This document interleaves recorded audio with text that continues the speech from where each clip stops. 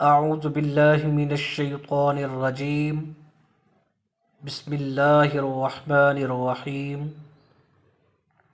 محترم سامعین،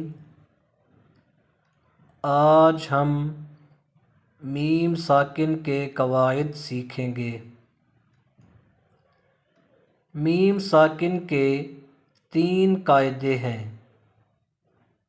number 1 ادغام، number 2 اخفاء، number 3 اظہار۔ ادغام بمعنی ملانا، اخفاء بمعنی چھپانا، اظہار بمعنی ظاہر کرنا۔ پہلا قاعدہ ہے میم ساکن کا ادغام کا قاعدہ۔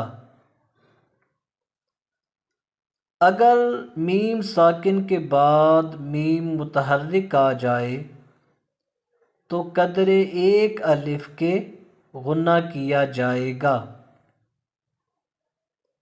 جیسے فی قلوبہم مرض،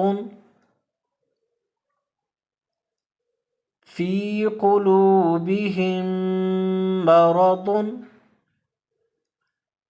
لہم مشوا فیہ،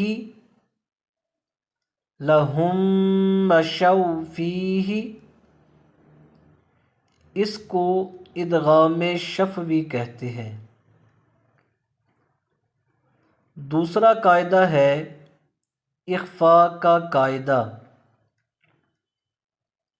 میم ساکن کے بعد اگر حرف با آ جائے تو غنہ کے ساتھ اخفاء کیا جائے گا۔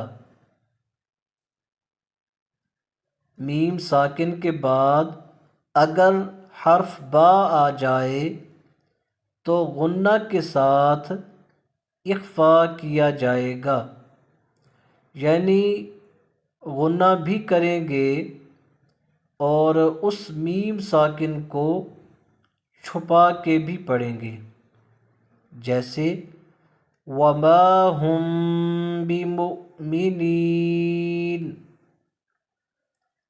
ذالکم بلاء۔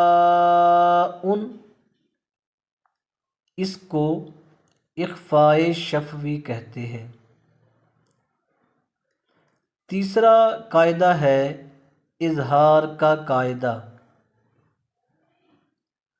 میم ساکن کے بعد حرف میم، با اور الف کے علاوہ باقی 26 حروف میں سے کوئی بھی آ جائے تو میم ساکن کو اس کے مخرج سے بغیر غنہ کے جلدی سے ادا کیا جائے گا۔ قاعدہ دوبارہ سن لیں۔ میم ساکن کے بعد حرف میم، با اور الف کے علاوہ باقی 26 حروف میں سے کوئی بھی آ جائے تو میم ساکن کو اس کے مخرج سے بغیر غنہ کے جلدی سے ادا کیا جائے گا۔ کیا مطلب ہے کہ میم ساکن کو اس کے اپنے مخرج سے پڑھیں گے اور اس میں غنہ بھی نہیں کریں گے، جیسے ام لم، لم یلد ولم یولد۔